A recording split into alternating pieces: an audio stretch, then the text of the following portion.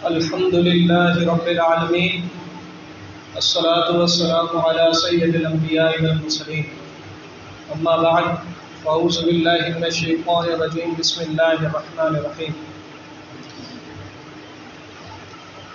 معزز علماء کرام، طلباء کرام، السلام علیکم. میرا خاص تقریر کا تجربہ نہیں ہے تو ہو سکتا ہے الفاظ ٹوٹ جائیں، جملے نہ بنیں، مگر ساتھ دینا ہے آپ نے. دیکھیں، ایک چیز جو چیز انمول ہوتی ہے، قیمتی ہوتی ہے، آپ نے ضرور سنی ہوگی کچھ چیزیں بڑی انمول ہوتی ہیں، بڑی خاص ہوتی ہیں. ان کے خاص اور انمول ہونے کی کچھ وجوہات ہوتی ہیں. یا تو وہ چیز کسی اہمیت کی حامل ہوگی کہ اگر وہ نہ ہو تو پھر مشکلات سامنے آ جائیں، تو اس لیے وہ خاص ہوگی. یا تو اس چیز کے بنانے میں بڑی محنت لگی ہوگی، اس لیے وہ خاص ہوگی. یا تو اس چیز کو کسی خاص چیز سے نسبت حاصل ہو گئی ہوگی، اسی لیے خاص ہوگی. مثال کے طور پہ اہمیت کی بات کی جائے تو جیسے سورج آپ کے ذہن میں ہو، اگر سورج نہ ہو تو کتنی مشکلات سامنے آ جائیں. آپ کے ذہن میں ہے فصلیں نہ ہوگیں، روشنی نہ ہو، بیماریاں پھیل جائیں، درندے پھیل جائیں، 10 مسئلے پیدا ہو سکتے ہیں. اس لیے وہ بہت زیادہ اہمیت کا حامل ہے. اسی طریقے سے اگر محنت کی بات کی جائے تو آپ کے ذہن میں ہو کہ کوئی نور ہیرا، شاید سنا ہو آپ نے، سنا ہے آپ نے؟ ہاں وہ کریں، سنا ہے. کوئی نور ہیرا اگر پہاڑ سے ایک پتھر لا کر رکھ دیا جائے تو کیا اس کو کوئی اہمیت ملے گی؟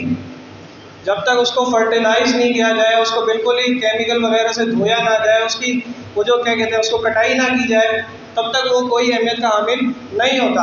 لیکن جب اس کے اوپر یہ سارا پروسیجر ہوتا ہے، محنت کی جاتی ہے، تو وہ بہت ساری اہمیت کا حامل ہو جاتا ہے اور وہ بیش قیمتی بھی بن جاتا ہے. اسی طریقے سے اگر میں بات کروں نسبت کی، تو کچھ چیزیں ایسی ہوتی ہیں جس کو خاص نسبت ہو جاتی ہے. مثال کے طور پہ غلاف کعبہ، اگر ایک کپڑا میں آپ کے سامنے کالے کلر کا رکھ دوں تو کیا آپ اس کو آنکھوں سے ملائیں گے اور چومیں گے؟ نہیں.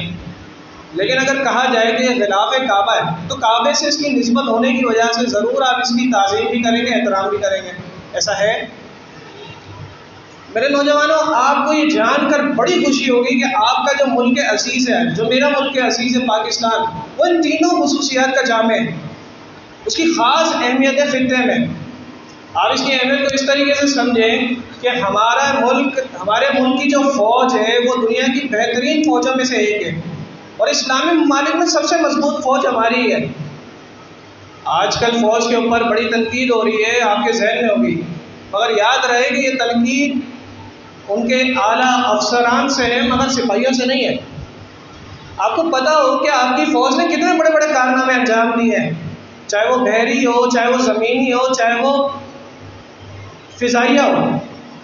مثال کے طور پہ آپ کو پتا ہوگا کہ جب 1965 کی جنگ چھڑی تھی تو ایم عالم نے 30 سیکنڈ میں انڈیا کے 5 جہاز گرا دیے تھے، یاد ہے آپ کو؟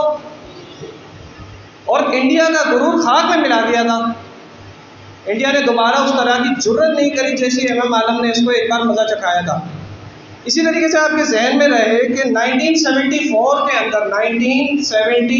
اندر عرب اسرائیل جنگ چھڑی تھی.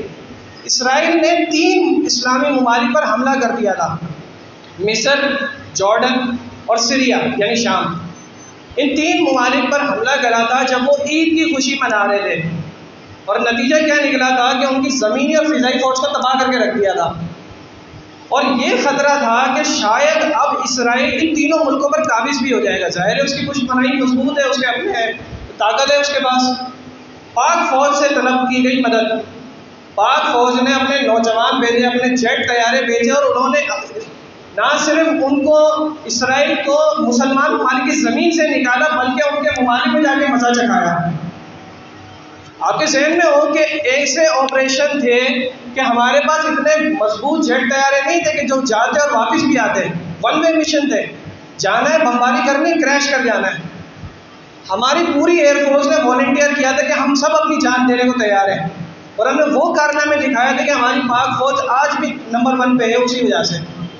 اسی طریقے سے 1995 میں دوبارہ یہ جنگ چھڑی، اور اس میں بھی پاکستان نے عرب اسرائیل وار کے اندر عربیوں کا ساتھ دیا اور ہم نے ان کو مزہ چکھایا. بوسنیا کے اندر جب حملہ ہوا تو بھی ہم نے ان کا ساتھ دیا. آج اگر یورپی ممالک کے اندر کوئی ملک بھی اپنا وجود باقی رکھے ہوئے، تو اس کی وجہ یہ ہے کہ پاکستان نے اس کی کسی نہ کسی طریقے سے مدد کی ہے۔ تو اگر پاکستان کو آپ نکال لیں تو ایسا ہی ہوگا جیسے کسی جسم سے دل کو نکال لیا جائے۔ پاکستان اسلامی ممالک میں اس طرح کا کردار ادا کرتا ہے۔ آپ کو اس کی اہمیت کا اندازہ ہو گیا ہوگا۔ دوسری بات آتی ہے کہ اس کے اوپر محنت کتنی لگی، پاکستان کو بنانے میں کس قدر محنت لگی، اس کا اندازہ شاید آپ اور میں کر ہی نہیں سکتے۔ اب اس کا اندازہ ایسے لگائیں کہ قائد اعظم محمد علی جناح سب کو پتہ ہے کون ہے؟ اگر پوچھ لیا جائے کہ کب پیدا ہوئے، قائد اعظم محمد علی جناح نے اپنی ساری زندگی میں اپنی بیماری کو چھپائے رکھا۔ پتہ ہے آپ کو؟ اپنی بیماری کو چھپائے رکھا کہ کہیں پتہ نہ چل جائے کہ میری ایک ایسی بیماری ہے کہ جو شاید میں زیادہ دن اس کی وجہ سے جی نہ سکوں۔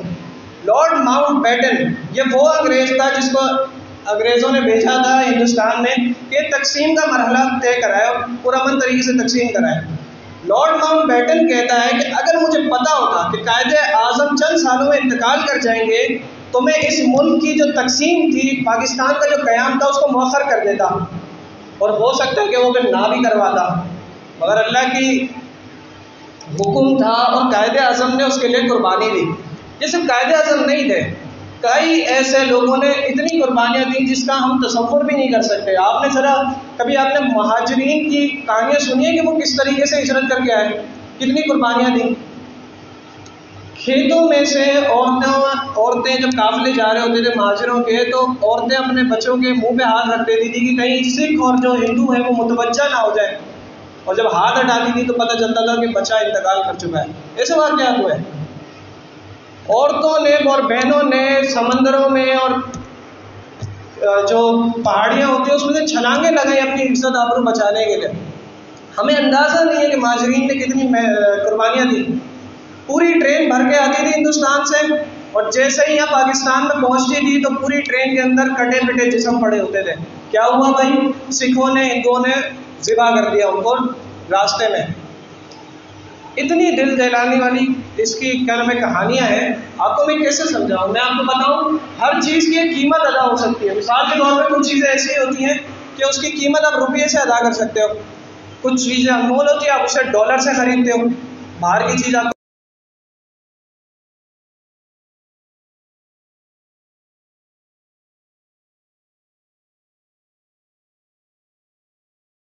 خریدو گے۔ یہ جو زمین ہمارے پاس ہے ملک پاکستان، اس کی اہمیت کو سمجھو کہ یہ ہم نے سونا ڈالر پیسے سے نہیں خریدا، ہم نے یہ خون سے خریدا ہے۔ اس کے لیے ہم نے خون دیا ہے۔ کس کا خون؟ 50 لاکھ کم و بیش شہدا کا خون دیا ہے ہم نے۔ اس خون کے اندر بہادر شاہ ظفر کا بھی خون شامل ہے، اس خون کے اندر علامہ فضل خیر آبادی کا بھی خون شامل ہے، علامہ کفایت علی کافی کا بھی خون شامل ہے، احمد اللہ شاہ مدراسی کا بھی خون شامل ہے، علامہ اقبال قلندر لاہوری کا بھی خون شامل ہے، اور ہمارے قائد اعظم کا بھی خون شامل ہے۔ آپ اندازہ کریں کہ اس کی کتنی قیمت ہم نے ادا کری ہے، تو اس کے اوپر کتنی محنت لگی ہے اس کے قیام پر، یہ بات آپ ذرا سمجھیں۔ اور تیسری چیز، کسی چیز کے انمول ہونے کی یہ ہوتی ہے کہ اس کو کسی خاص چیز سے نسبت حاصل ہو گئی ہو۔ ہمارے ملک پاکستان کو خاص نسبت کس سے ہے؟ مدینہ طیبہ سے۔ ہمارے پاکستان کا مطلب اور جو پاکستان نام ہے اور مدینہ طیبہ دونوں نام ایک دوسرے کے مشابہ ہیں، جانتے ہیں یہ بات آپ؟ پاکستان دو لفظوں کا مجموعہ ہے، پاک اور استان، اور مدینہ طیبہ۔ استان کہتے ہیں زمین کو، لینڈ، رہنے کی جگہ۔ مدینہ بھی زمین اور رہنے کی جگہ کو کہتے ہیں۔ میں علماء کرام سے بڑا میں کبھی بار ڈرتا ہوں کہ میری کوئی پکڑ نہیں کرتے ہیں علمی، غلط کہہ دیا۔ مدینہ کہتے ہیں رہنے کی جگہ کو، اور استان بھی کہتے ہیں رہنے کی جگہ کو۔ اور جہاں تک طیب کی بات رہی تو پہلا کرنا طیب مانے پاک، تو آپ کو اندازہ ہوگا کہ پاکستان اس کا مطلب بنتا ہے مدینہ طیبہ۔ یہ ایک نسبت ہو گئی۔ دوسری خاص نسبت یہ ہے کہ حضور اکرم صلی اللہ علیہ وسلم کی اس میں خاص رضا شامل تھی پاکستان کے قیام میں۔ کئی بزرگان دین کو، کئی لوگوں کو حضور کی زیارت ہوئی تھی کہ آپ پاکستان کے قیام میں اپنا کردار ادا کریں۔ حتیٰ کہ میرے ذہن میں ہے، میرے علم میں ہے کہ قائد اعظم محمد علی جناح کو بھی حضور کی زیارت نصیب ہوئی تھی کہ آپ ہندوستان جائیں، جب وہ لنڈن میں تھے ان کو حکم ہوا تھا کہ آپ ہندوستان جائیں، قیام پاکستان کے لیے جد و جہد کریں۔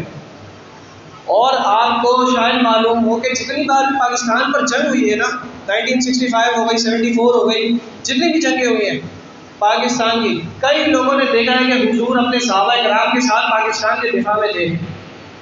پاکستان کو خاص نسبت بھی حاصل ہے کہ پاکستان تمام خاصیتوں کا مجموعہ ہے۔ اب ذرا آپ کے ذہن میں ہو کہ ہم جب آپ کو پتہ چل گیا کہ پاکستان اتنا خاص، اتنا نسبت والا ہے اور اتنا اہمیت کا حامل ہے، تو ہمارا نوجوان پاکستان کے بارے میں کیا سوچتا ہے؟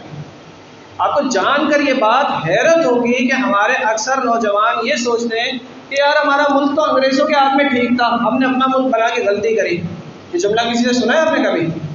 آپ کو حیرت ہو رہی ہوگی، مگر یہ جملہ عوام میں بڑا عام ہے کہ ہم انگریزوں کے ہاتھ میں تھے تو ٹھیک تھے اور ہم نے اپنا ملک بنا کر غلطی کری ہے۔ اب میں ان نوجوانوں سے کہتا ہوں جو مغرب کی جو ترقی ہے اور اس کی جو لائف اسٹائل ہے اس سے بڑا متاثر ہے، ان نوجوانوں سے کہوں گا جن کے ذہن میں یہ بات آتی ہے کہ بھائی اگر تمہاری یہ بات وہ عورت سن لیتی نا جس نے ہجرت کرتے ہوئے اپنے بچے کے منہ پہ ہاتھ رکھا تھا، تو وہ تمہاری بات سے فوت ہو جاتی۔ آپ کے بعد میں آپ کو یہ سمجھ آ رہی ہے میں کیا بول رہا ہوں؟ کہ ہمارا نوجوان جو کہہ رہا ہے کہ مغرب زیادہ اچھا ہے اور ہم انگریز کے ہاتھ میں زیادہ اچھے تھے، ہم نے اپنا ملک بنا کر غلطی کری، اس کو قربانیاں یاد ہی نہیں ہے، پتہ ہی نہیں ہے، شاید اسکول میں نہیں بتایا نہ، یا پھر اس کے ماں باپ نے اس کو نہیں بتایا کہ پاکستان کی اس قربانیوں کے بعد ہم نے حاصل کرا۔ مطلب کیا چیز ہے جو مغرب کی آپ کو متاثر کرتی ہے؟ انفراسٹرکچر، سڑکیں، پل، بڑی بڑی بلڈنگیں، یہی ہوتا ہے نا مغرب میں، اور کیا ہوتا ہے؟ یہی چیز متاثر کرتی ہے۔ کاش میں آپ کو تاریخ کے وہ پنے دکھاتا جس کے اندر سمرقند اور بخارا کے بارے میں لکھا ہوا تھا، ہسپانیہ، قسطنطنیہ، اندلوسیہ، بغداد۔ آپ کو میں بتاؤں کہ یہ کتنے ترقی والے تھے، ان کا انفراسٹرکچر کتنا کمال کا تھا۔ آج بھی آپ جائیں، آپ تصویر آپ نیٹ میں سرچ کریں، آپ کو دکھے گا کہ مسلمانوں نے جو آرکیٹیکچری کی تھی، جو انفراسٹرکچر کھڑا کیا تھا، کسی کی سوچ نہیں ہے ایسی بنانے کی، اتنا کمال۔ آپ ہندوستان میں دیکھیں نا، آج بھی تاج محل دیکھ کر وہ بولتے ہیں یار کیا چیز بنائی انہوں نے، کس نے بنایا تھا یہ؟ اس ٹائم پر یہ انگریز خانہ بدوشوں کی زندگی گزار رہے تھے، ان کو طریقہ نہیں تھا کہ دانت کیسے نکالتے ہیں، اتنے یہ لوگ بالکل جاہل تھے۔ اور آج ہمارا نوجوان اپنے ہی ماضی کو چھوڑ کر ان سے متاثر ہو رہے ہیں۔ دیکھیں وہ بات اپنی جگہ حقیقت ہے کہ گوادی ہم نے اپنے آبا سے جو میراث پائی تھی، سریا سے زمین پر آسمان نے ہم کو دے مارا، ہم نے وفا نہیں کری اپنے اسلام کے ساتھ، اپنے مذہب کے ساتھ۔ بہرحال ایک اور چیز ہے جس سے بڑا متاثر ہوتے ہیں، وہ ہوتی ہے انوینشن۔ بڑی بڑی ایجادات کر رہے ہیں انگریز، وہ نئی چیز ایجاد کر دی، بڑے خوش ہوتے ہیں۔ اب وہ پتہ ہے کہ انگریز جتنے بھی ہیں جو ایجادات کر رہے ہیں اور ہم اس میں خوش ہو رہے ہیں، وہ سارے کے سارے مسلمانوں کی جو ایجادات تھیں، مسلمانوں کی جو تعلیمات تھیں، اسی کو مشعل راہ بنا کر چل رہے ہیں۔ وہ آج بھی ہماری یہ جو جہاز ہے، یہ جو اتنی بڑی، میں کس کا نام لوں، جو بھی چیز کے اوپر آپ ہاتھ رکھیں نا، وہ چیز کسی نہ کسی مسلمان سائنسدان نے اس کا نظریہ لیا ہوا، اس کی سوچ لی ہوگی۔ یہ بات حقیقت ہے، آپ لوگ اس کے اوپر ہے نا اچنبھا نہیں کریں کہ میں کوئی الگ سی بات کر رہا ہوں۔ ہمارا نوجوان کیوں مغرب سے اتنا متاثر ہے کہ وہ ملک کے لیے، ملک میں کام ہی نہیں کرنا چاہ رہا، ملک کو چھوڑنا چاہ رہا ہے۔ اب ایک بات اور میں آپ کو بتا دوں کہ یہ بات میں نہیں کہہ رہا کہ اس میں ہمارے نوجوان کی غلطی ہے، یہ بات حقیقت ہے کہ مغربی فتنے بھی اس قدر حاوی ہے کہ مسلمانوں کی سوچ بدل کے رکھ رہے ہیں۔ چاہے پھر اس میں لبرلزم ہو، فیمنزم ہو، یہ سوچ دے رہے ہیں کہ سارے مذہب ایک جیسے ہی ہیں، یہ سیکولرزم میں آ جاتا ہے۔ اسلام ٹھیک ہے، بس آپ ہے نا، آپ نے داڑھی رکھ لی، آپ نے نماز پڑھ لی، آپ نے حج ادا کر دیا، عملی زندگی میں اسلام لاگو نہ کریں، ان کی سیاسی صورتحال، بزنس میں اسلام نہ لائیں، یہ لبرلزم ہے۔ اسی طریقے سے ہم جنس پرستی آج کل بڑی عام چل رہی ہے، ماڈرنائزیشن، ہر چیز کو ماڈرن کر دینا، یہ بھی بڑا ایک مسئلہ ہے۔ یہ سارے فتنے انگریزوں کے، کفار کے ہم میں ڈالے گئے جس نے ہماری سوچوں کو بدلا، یہ بات حقیقت ہے۔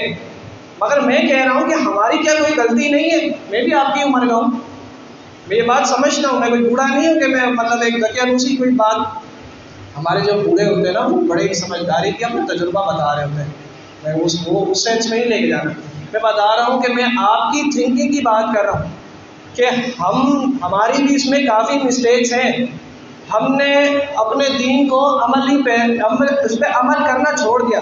میں ایک بات جانتا ہوں کہ اگر ان کے فتنے بہت پاورفل ہے نا کہ ہماری سوچ بدل کے رکھ رہے ہیں، تو ہماری روحانیت اس سے زیادہ پاورفل ہے. تاریخ میں پڑھا ہے ایک بندے نے ہزاروں لاکھوں کو بالکل ہی ان کی سوچ بدل کے رکھ دی. آپ نے جو اپنی جیتی جاگتی آنکھوں سے مثالیں دیکھی ہوں گی کہ ایک بندہ تھا جس نے پوری سوچ بدل کر رکھ دی. یہ تو ماشاء اللہ آپ شعور آ گیا نا سیاسی طور پہ کہ ہمیں اپنا ملک اپنے انڈر لینا چاہیے، اور ہم اگر کوئی یہ گن دے تو ہم اس کو صاف کریں گے. یہ تو سوچ اب آپ کی آ چکی ہوگی. تو اسی طریقے سے یہ بات آپ کے ذہن میں رہے کہ ہمیں ہماری روحانیت کم ہو گئی ہے. ایک چھوٹی سی بات بتا کے میں اپنی بات ختم کروں کہ علامہ اقبال نے کہا تھا کہ مسلمانوں کی جو تھنکنگ ہے نا، ایک تو وہ کہا تھا کہ اپنی ملت کا قیاس اقوام مغرب سے نہ کر، خاص ہے ترکیب میں قوم رسول ہاشمی. اسی طریقے سے علامہ اقبال نے ایک اور جگہ پہ فرمایا تھا کہ حلقہ درویشاں وہ مرد خدا کیسا وہ جس کے گریباں میں ہنگامہ نسخہ خیز، جو ذکر کی گرمی سے شمع کی طرح روشن، فکر کی سرعت سے بجلی سے زیادہ تیز. اب یہ بات ذہن میں رکھیں کہ ایک مسلمان چاہے نا تو آج بھی ہزاروں کفار کو نیست و نابود کر سکتا ہے. بہرحال بات ہے سوچ کی، فکر کی، اور اس بات کے احساس کی کہ ہم پہ بھی کچھ ذمہ داریاں عائد ہیں. ہمارا ملک اتنے بحرانوں کا شکار ہے، نئے نئے نام ہے، ملک کا بیڑا غرق کیا، پرچہ الگ الگ کر کے رکھ دیا ہے. میں نے آپ کو قربانیاں بتائی، محنت بتائی، ان کو تو نہیں پتا، ہم نے یہ کر کے دینا ہے. تو انشاءاللہ پاکستان کی ترقی میں کردار ادا کریں گے. سارے بولیں یار یہ سب کا کام ہے، کریں گے. بچے بھی بولیں کریں گے انشاءاللہ. پاکستان پاکستان پاکستان.